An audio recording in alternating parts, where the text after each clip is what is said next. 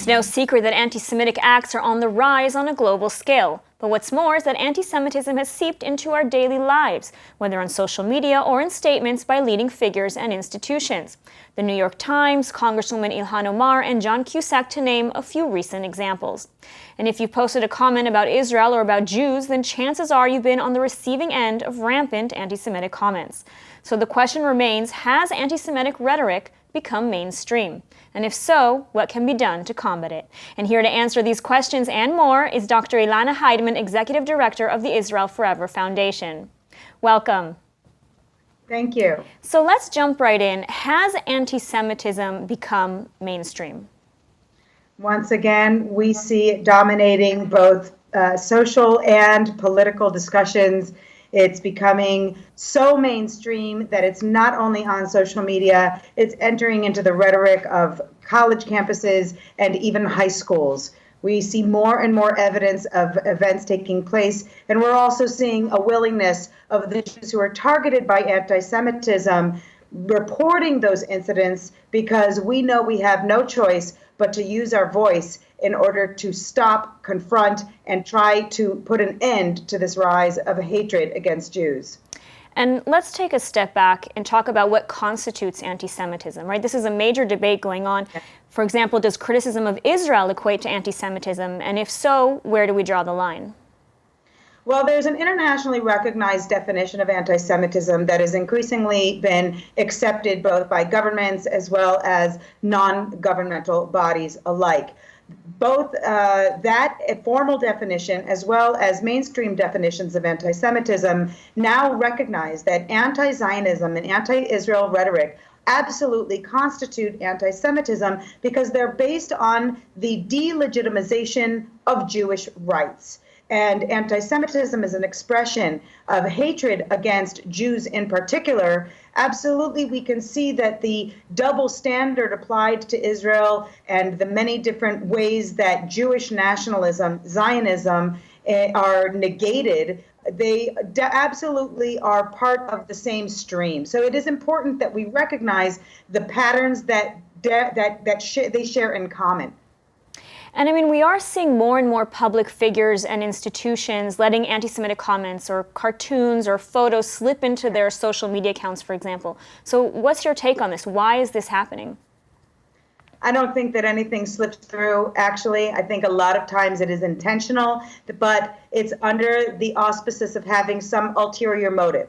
So, for example, right now, many people are really encouraged by their own political stance or their belief on certain political practices that are at play. And it is so easy to point a finger at the Jew as the scapegoat, and this has been done generation after generation. So what we see today is really just an old fox in new clothes.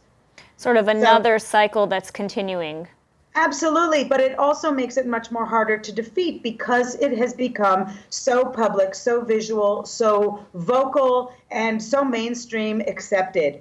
There are a lot of people trying to make comparisons with the Nazi era, and we even have Holocaust historians who are using their own position to back up their political position. And I think that this is one of the biggest obstacles we face, that Jews don't very often know how to respond or whether they should respond.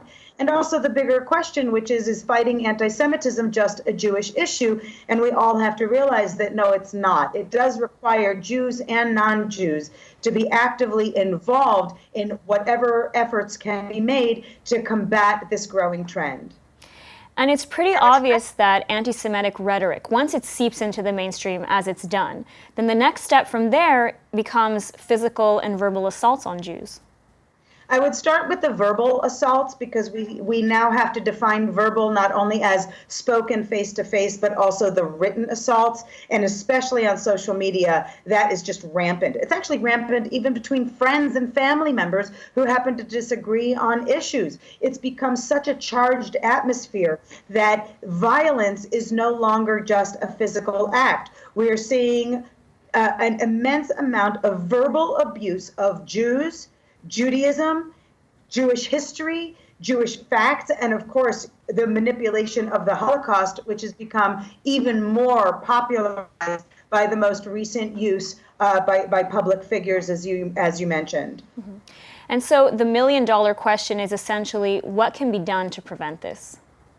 I would have to say that first and foremost, we have to stop waiting for more dead Jews before we rally as a people in favor of our rights as the Jewish nation, not only our rights in connection to Israel, but our rights as a nation with an ancestry and an ancient history that binds us to the facts of what we have experienced and what we represent in the world. Unfortunately, what is a Jew has been distorted so much by the anti-Semites. I do believe that not only is education one of the most important tools that are needed to combat the current trend and to prevent its continued growth, but I also think we need to be increasing the empowerment of Jews, young and old, even if they aren't yet faced with the violence of anti-Semitism.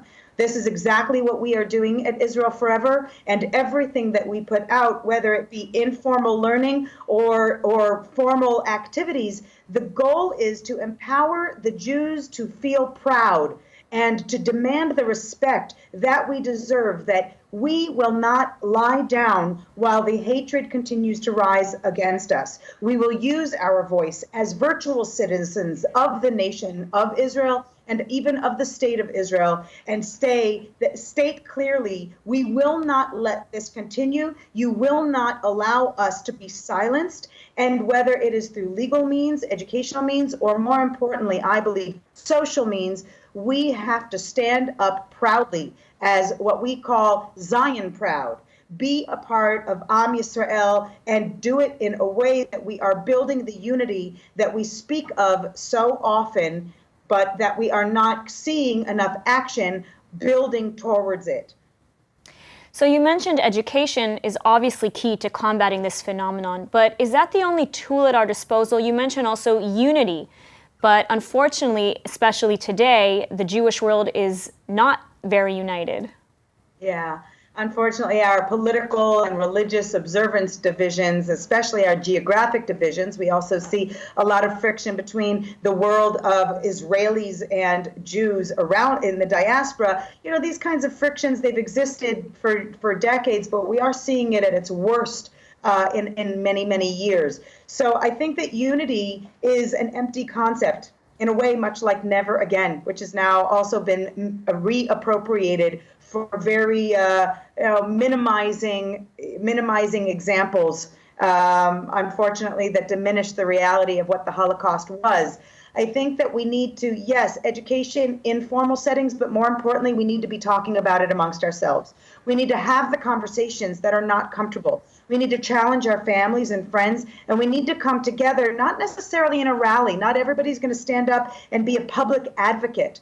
We hear about more and more rallies taking place in small communities and large around the world. And we're actually proud when we say 100 people showed up. We need to either band together with as many organizations as possible and get 100,000 people to show up, or we need to realize that rallies is not the only way, and that these conversations need to be had in the privacy of our own homes, within our communities, so that every single Jew feels empowered and inspired to do more. Great. Well, Dr. Ilana Heidman, thank you so much for taking the time to speak with us today. Thanks so much for inviting me. Thank you.